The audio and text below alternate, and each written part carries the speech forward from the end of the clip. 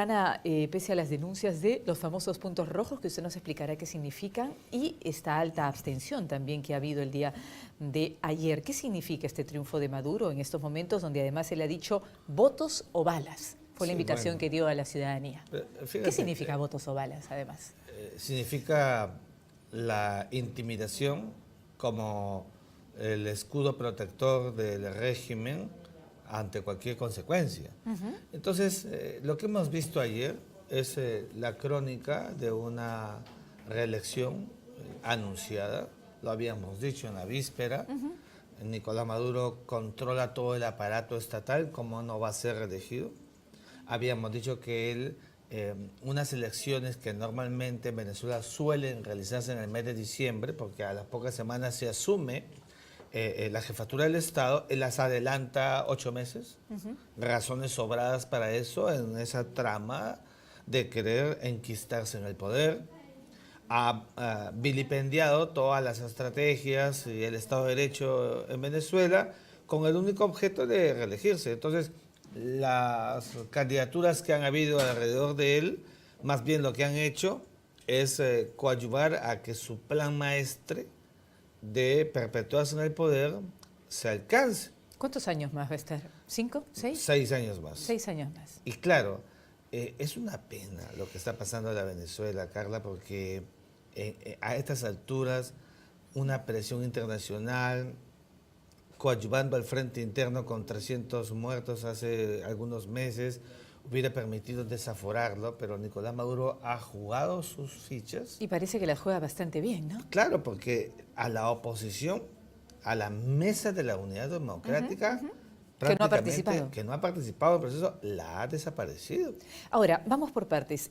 ¿Quiénes son estos 5.823.728 votos que han votado aparentemente por él? Bueno, en primer ¿Qué lugar, representan estas personas? Primero que está significando que ha habido un ausentismo muy grande en Venezuela. Porque normalmente votan. Deberían votar cerca de 20 millones de personas. Son 31 millones en Venezuela, ¿no? Exactamente, 31 millones y medio. Es altísima la votación, 20 millones normalmente, ahora claro. Sí. Claro, entonces, ¿eso qué está reflejando? Dos cosas. Primero, el hartazgo social sobre Nicolás Maduro está consumado, nadie puede dudar de ello. Sí, total. Incluso el ala chavista, ¿no es cierto?, ha disminuido notoria y notablemente. ¿Y dónde se han ido? Pero claro, bueno, las diásporas que estamos viendo por diversas partes de América Latina, Carla. Pero se habla de los ciudadanos y los líderes, por ejemplo, chavistas, ¿habrán bajas ahí también? Yo creo que así como la oposición está un poco dividida en Venezuela, también está dividido el chavismo. Henry Falcón era un chavista. Okay. Bueno, él dice que sigue siendo chavista a su manera, pero también era parte del aparato estructural creado por Hugo Chávez. Entonces, hay una desazón colectiva. Y la otra razón por la cual ha habido importante ausentismo es porque no hay seguridad de nada. Tú te referías hace un instante a los puntos rojos. Sí, ¿qué son los puntos rojos? Los conozco muy bien. Cuando fui observador en la elección de la Asamblea Nacional en el año 2005. Son unas carpas, ¿no? En el año 2015. Claro, son unas carpas que se levantan, pero donde allí están los milicianos. Gentes preparadas por el régimen para ejercer con presión. Un solo objeto, intimidación completa. Se les llama mecanismos de presión, elementos de chantaje, claro, lugares que compran la dignidad humana. La gente llega a votar, ahora la poca gente que ha llegado a votar, la siguen, la persuaden, la intimidan. ¿Qué le queda? La amenazan. ¿Qué le queda? Sencillamente poner el voto que ellos quieren, porque si no hay una persecución, impectore, personal. Entonces, en ese contexto... Y en esa persecución, a ver, para poder entender y realmente mirar más claramente, ¿qué es el yo voy a votar y si no estoy de acuerdo me intimidan, se acercan, me acechan? ¿Qué me dicen? ¿Vamos a matar a tu familia? ¿Vamos a desaparecer a tu hijo? Te dicen, les dicen, los arrecian de intimidaciones para que precisamente ellos solamente puedan votar con el objetivo de que lo sea por Nicolás Maduro. Por eso es que la gente ya no ha salido a votar. Claro. Porque hay inseguridad, porque hay persecución. Además hay un famoso carné de la patria, ¿no? Que tienen algunos y otros no. Esos carnés de la patria que comenzaron con esta suerte de dárselas a los milicianos, porque además de tener carné de la patria, los milicianos también tienen armas. O sea, es un frente urbano, periférico, armado en Venezuela. ¿Es como un grupo paramilitar? ¿Podríamos Claro, llamarlo? pero claro, porque son gentes que en cualquier momento, ante un cambio de reglas, la democracia tiene reglas, pueden salir al frente y provocar lo que ya viene soportando Venezuela, un país con 30.000 muertos al año, es el segundo país más inseguro del planeta. Entonces, estamos viendo que ayer se ha consumado un acto por el cual Nicolás Maduro permanecerá 6 años más en el poder y la primera consecuencia va a ser una mayor diáspora de Más gente, ya venezolanos. Perú, Sí, 300.000 pero claro, ciudadanos sí, Perú ya venezolanos está que están recibiendo acá. cerca de 300.000, como muy bien dices. Se está exponenciando en otros países. Hay algunos que han tomado medidas. Es el caso de Colombia y el caso de Chile. ¿Qué tipo de medidas? Bueno, están pidiendo los documentos de la legalidad que corresponde, como el pasaporte y otras cosas más, para poder ingresar al territorio. Mira, nosotros los peruanos somos de brazos abiertos y eso está muy bien. Lo ¿Y esas estamos mismas viendo. medidas y requisitos pide Perú? Claro. Ok. Sin embargo, creo que deberíamos ya empezar a ponderar para que no se vaya a crear aquí en el Perú una suerte de eclosión en el marco de las cosas que estamos viendo. A los venezolanos hay que apoyarlos, creo que tienen todo el derecho, pero hay que ya empezar a evaluar, lo digo ¿Y qué con la significaría objetividad. ponderar? Decir, llegamos hasta este límite, Yo creo porque... podemos hasta 500.000, después ya no más, Sí, algo así. y tendrá que ser eso en su momento, Carla, porque cuando este fenómeno de diásporas extraordinariamente masivas llegan a capitales, a países, evidentemente pueden cambiar los modus operandi del hábitat, por ejemplo, laboral que existe, y esas cosas pueden recrear ciertas eclosiones. No estoy diciendo que tenemos que hacer como otras políticas gubernamentales xenofóbicas, de ninguna manera, pero hay que poner siempre coto y yo creo que habrá que evaluarlo. Ya es tiempo de hacer una evaluación. Sin embargo, esta es una consecuencia de lo que viene produciendo un régimen hoy día totalmente ilegítimo, ya más ilegítimo no podría ser. ¿A dónde se puede Y llegar? entonces, ¿No? claro, si no hay reconocimiento internacional, Sí, internacionalmente ha es habido un un rechazo, ¿no?, estado de la Unión Europea, Estados paria. Unidos, Canadá, una docena de claro, países entonces latinoamericanos. es un estado paria. Y frente a un estado paria, hoy hemos visto el pronunciamiento. Un Estado paria, pero que se sostiene. ¿Cómo puede sostenerse tanto Bueno, tiempo? cuando tienes armas, Y de esa manera, o sea, cuando hay aparato coactivo, Carla, es evidente que se pueden sostener. lo que pasa es que también hay un doble rasero, porque Estados Unidos no rechaza internacionalmente, o sea, es uno de los países que más rechaza, pero le compra el petróleo. 1/3 del crudo que produce Venezuela es Sí. comprado por Estados Unidos. Lo mismo, No se entiende. no se entiende como tampoco cómo es posible que Estados Unidos defienda derechos humanos y le compre petróleo también a un país Que viola fundamentalista profundamente los derechos como derechos humanos como Arabia Saudí. O Como sea, posiblemente tampoco se entienda mucho que Rusia y China apoyen y sean los aliados naturales de... Bueno, que sí se entiende, porque Rusia y China apoyan Bueno.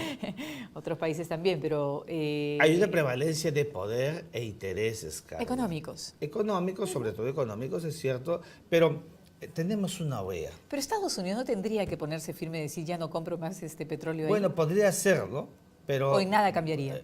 O van por canales separados. Podría cambiar, pero para Estados Unidos mantener una ratio sobre Venezuela lo hace un país muy estratégico. Hay un circuito digitado hacia Venezuela. Recuerda que hay sanciones económicas. Que además, para- pero las sanciones para- económicas siempre estrangulan a la Bueno, población, pero, ¿no? pero sanciones económicas para Nicolás Maduro y su séquito, pero hasta ahora no se ha producido lo que vengo diciendo como una letanía en cuanto medio puedo. ¿Cuándo? El bloqueo. ¿Y por qué bloqueo? ¿Qué significa Porque bloqueo? el bloqueo significa en el derecho internacional la prohibición de ingreso del comercio internacional hacia el Estado para justamente terminar de presionarlo y que se pueda producir esa eclosión. Pero justamente es por eso, el miedo a estrangular a la ciudadanía de tal manera que... Yo creo que, mira, un pueblo como el venezolano, Ya más que ya estrangulado. ha pasado todo lo que le está sucediendo, está esperando que la comunidad internacional reaccione. Mira, Nicolás Maduro, O sea, aislar este país de tal manera que no le Nicolás quede otra que Maduro abrir sus no puertas. va a salir a estas alturas, te lo digo como hombre de derecho, ya no va a salir por las buenas. Él ha hecho todo, ha pateado a la Asamblea Nacional y ha puesto a otra, que es la Asamblea Constituyente. Sí, su chakra. Compta todo para mantenerse en el poder. Frente a eso, tiene que haber pues el artículo cómo tendría que 350 salir? de la Constitución de Venezuela que habla el derecho a la insurgencia, que tiene que hacerse. ¿Y una en invasión? no creo que una invasión, porque las invasiones son malos precedentes y no van a coadyuvar. Pero sí, por ejemplo, que ante una presión de un bloqueo, las propias Fuerzas Armadas, las democráticas, la inmensa mayoría, Que deben haberlas. hoy cooptadas por la cúpula madurista, puedan surgir para revertir Sí, porque la realmente situación. los militares que apoyan no son muchos. No, pero es una cúpula. Es una cúpula, claro. Pero es una cúpula que tiene poder, y el poder militar es así, pero Nicolás Maduro se ¿Y por qué no sostiene se produce esa insurgencia porque hay, en este momento, donde ya porque- usted dice de que se ha llegado a un porque límite? Maduro estratégicamente controla todos los aparatos básicos y tutelares de Venezuela. De tal manera que cualquier ápice, intención de un acto de insurgencia Claro, inmediatamente inmediatamente neutralizado y además con una persecución implacable sobre aquellos que intenten algún golpe o alguna situación en Venezuela. Sí, esa es una monstruosidad, ¿no? Realmente lo que escuchamos y lo que se vive. Bueno, en estas elecciones, estamos hablando puntualmente de ellas, el 30%, aparentemente no se ha superado el 30%, otros hablan de 10%. Bueno, no Sí, sé cuál no. sea el porcentaje, pero Son 5 millones yo creo que no llegan ni al 20%, por supuesto, pero es una... Nadie puede ser legitimado con un porcentaje como el que hemos visto y con 5 millones cuando los que votan son 20. claro, y la oposición dice que no reconoce una vez más, pero es una vez más, ¿no? Es un acto evidentemente irrisorio, pero él, Maduro, se mofa sí, claro, no acusa totalmente. recibo. Y vamos a ver todavía una Venezuela que en un tiempo la gente seguramente va a volver a salir a las calles como que los venezolanos patriotas lo quieren hacer, pero ahí es donde la comunidad internacional tiene que reaccionar, Carla. Hay que bloquear, hay que declarar la ruptura del régimen democrático en Venezuela, artículo 21 de la Carta Democrática Interamericana. O sea, hay los países- mecanismos internacionales para avalar eso. Pero claro, mecanismos internacionales, bloqueo decidido, Estado paria. ¿Por qué cree usted que no se hace? Si están los mecanismos, si Oh. está la oportunidad, hay sentido de oportunidad, Por hay lo un que- marco legal que lo avala. Que yo llamo las matemáticas de las relaciones internacionales. Es decir, ¿Cómo funcionan? lamentablemente tiene que haber 24 votos en la OEA, Ya. Carla, y no se logra porque los países del ALBA, que no son 1 ni 2, superan los 11, Ok. todavía Pero siguen igual, 24 resistiéndose. son y los 11, igual hay mayoría, ¿no? Bueno, Por el otro pero lado. todavía siguen siendo, y hay algunos otros países que no lo son también, siguen siendo ese núcleo duro que sigue siendo digitalizado por Caracas y por La Habana y siguen recibiendo las prebendas del apoyo petrolero de Venezuela. ¿Quiénes son Tenemos- esos 11 países? Bueno, ahí los tienes, son los países centroamericanos fundamentalmente, Ok. y que con Cuba a la cabeza, Bolivia. Bolivia, que ha sido un país de América del Sur importante motor, y que están haciendo todo el sortilegio que Maduro quiere. De tal manera que si Maduro en estos momentos requiriese algún apoyo internacional, de una política internacional, la tiene en el ALBA.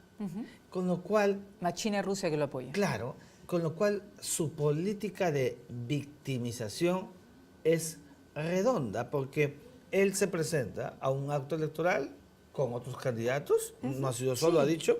Segundo, hay un resultado, menos, pero hay un resultado. Sí, Y aparentemente como que entonces, todo funciona. Claro, y entonces esas situaciones sumadas a la ausencia de una oposición que no ha sido capaz en estos años de mantener una cohesión. Por ejemplo, la Una mesa de la- oposición venezolana, habla una usted, oposición venezolana que no como la logró. Mesa de la Unidad Democrática. Esa, la mesa de la unidad ¿Cómo logró democrática. desaparecerla o por lo menos minimizarla a tal punto que casi no existe? Bueno, mira, Ledesma está en el exterior, huyó. Tienes a Capriles, que casi ha sido hasta, se ha ofrecido como ministro de Falcón si Falcón ganaba, Henry Falcón, y un Leopoldo López que está reducido en su casa, con sus hijas, con su familia. Evidentemente hay un jaque mate por parte de Nicolás Maduro. Le ha dado en la debilidad a la oposición, no ha habido en la oposición la capacidad de poder articular un líder que pudiera hacerle frente a Nicolás Maduro. Ha tenido que salir otro, pero de las canteras profundas del chavismo otrora, es verdad que con otro discurso, pero se ha presentado.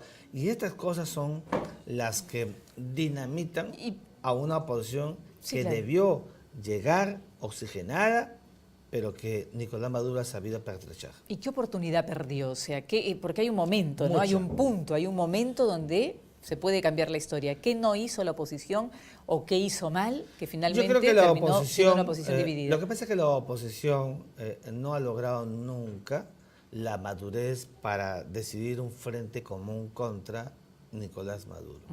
O sea, tú los has visto. O sea, siempre, mucho figuretismo. Figuretismos, pero sobre todo caudillismos, personalismos. Así es. Cada uno con su orientación. Entonces, tú los ves al propio Claro, cuando tenías que combatir con uno, es una sola oposición fuerte y consolidada. El propio Enrique Capriles nunca tuvo la convicción, a mi juicio, en este rescate y sacar de la cárcel a Leopoldo López. Y los dos aparecían como los abanderados de la oposición venezolana. Ese, por ejemplo, es un espejo de la ausencia de una oposición que debió más bien formarse núcleo duro y enfrentar. Bueno, estos son los resultados, ¿no? Lo que estamos viendo y, como usted dice, la victimización permanente, porque dice Maduro que siempre es feroz la campaña de Estados Unidos y otros gobiernos para desprestigiar a su gobierno, que según él sí es democrático. Tenemos pocos minutos y yo quería preguntarle, ya aterrizando a nuestro país, aprovechando su visita, ¿qué significa para la Iglesia y para el Perú la designación del nuevo cardenal, el obispo de Huancayo, Pedro Barreto, un hombre que defiende la ecología, es un hombre que ha defendido a Loroy en su momento y está participando activamente en varias situaciones, ¿no?, pro derechos humanos a través del medio ambiente y la defensa? Bueno, fíjate, yo acabo de escribir en mi columna de hoy en Correo, refiriéndome a que Perú vuelve a tener dos cardenales coetáneos. ¿Nunca había pasado? Los tuvo Landázuri y Vargas Alzamora. Pero ya no estaba en el cargo, ¿no? Claro, pero eran cardenales. Entonces, claro, creo que es un espaldarazo para la Iglesia peruana, eso en primer lugar. O sea, lo que le está diciendo el Papa y Roma es, la Iglesia peruana es fuerte, a diferencia de Chile, por ejemplo. Yo creo que le está, pero no solamente la Iglesia peruana, creo que está empoderando a la Compañía de Jesús, de la cual es el miembro, a un jesuita como Monseñor Barreto, que dejará de ser Monseñor para convertirse en la eminencia reverentísima a partir del 29 de junio, en que va a ser creado en la calidad de cardenal. No es un cargo, es un título que concede el Papa a obispos, a prelados, a sacerdotes, a diáconos o a una persona cualquiera que ella crea. Esto es muy importante. ¿Y por qué es un título?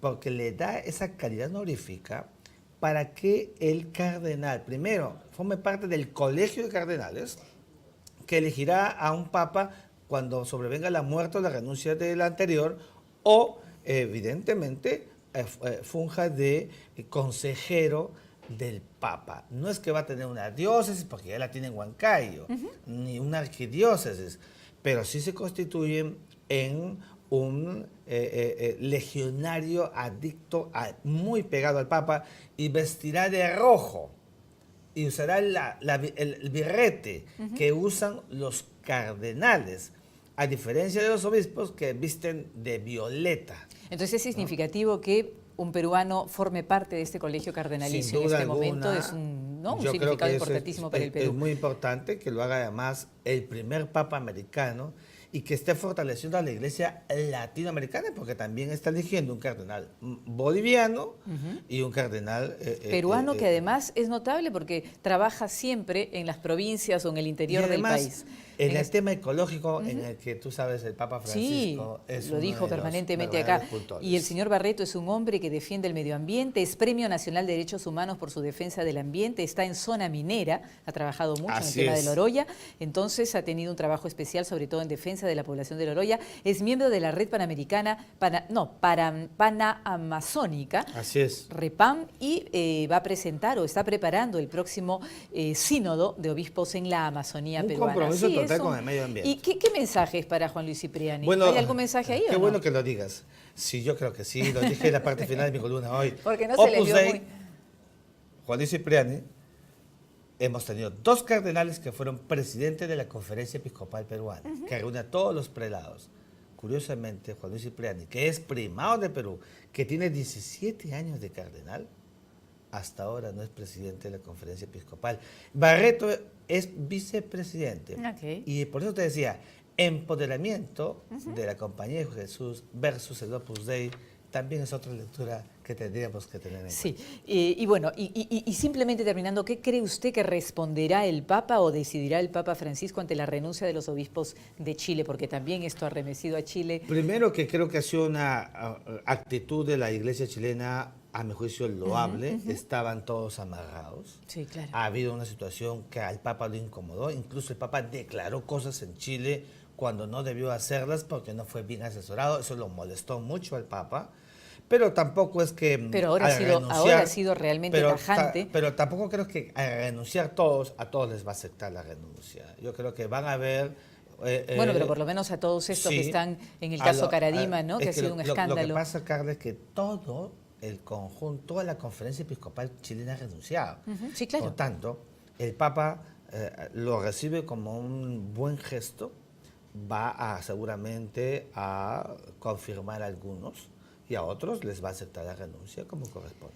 Bueno, él ha dicho que todos aquellos cambios y resoluciones que tendremos que implementar a corto, mediano y largo plazo para restablecer la justicia y la comunión eclesial en Chile. Entonces, merece eso porque la iglesia chilena es bastante compleja. Tú has visto cómo lo recibieron al Papa, no como acá en el Perú, que lo recibimos. No, está muy debilitada. Debilitada, hay una enorme fragmentación, un crecimiento laical muy fuerte en Chile, el tema del aborto, la violación de mujeres que sobrevienen como consecuencia de ello los embarazos. Son temas tan complejos que en la iglesia chilena ha habido ciertos actos de conservadurismo. Entonces es una sociedad distinta, bastante pertrechada por esta situación y donde los casos de abusos sexuales evidentemente han lapidado. Pero era importante esta reunión que ha tenido en Roma con los obispos de Chile, y es importante la implementación de cambios que va a hacer el Papa, y es importante que además haya dicho de que esto es básicamente por un sentido de justicia